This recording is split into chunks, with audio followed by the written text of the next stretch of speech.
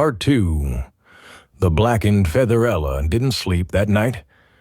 She spent hours pacing, unable to shake the feeling of dread that clung to her like damp fog. Every few minutes, she would glance at the feather lying on the coffee table, the dark barbs seeming to shift, almost breathe. By dawn, Ella's resolve hardened. She hadn't thought about it in years, but the stranger's words brought everything rushing back.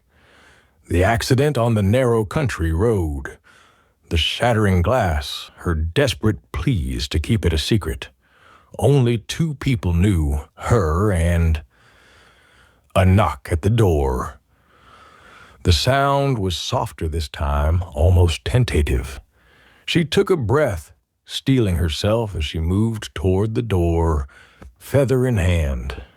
But when she opened it, her heart plummeted. Standing on her porch was the last person she ever expected to see. Her childhood best friend, Katie. Katie? She stammered, eyes wide. Katie looked the same as she had 20 years ago, her golden hair neatly braided, her green eyes bright, except for the faint, bruised shadows beneath them. Katie stared at her with a chilling, vacant expression. "You left me there, Ella." The words hit her like a physical blow.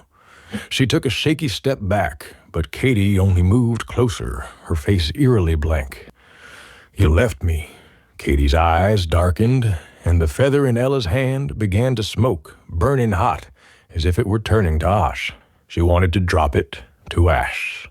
She wanted to drop it, but her fingers wouldn't obey, trembling.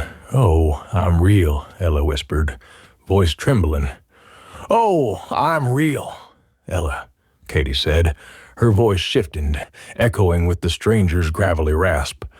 "And I'm here to collect what you owe." The room plunged into darkness, and Ella's scream was swallowed by the silence as the feather crumbled to dust in her hand.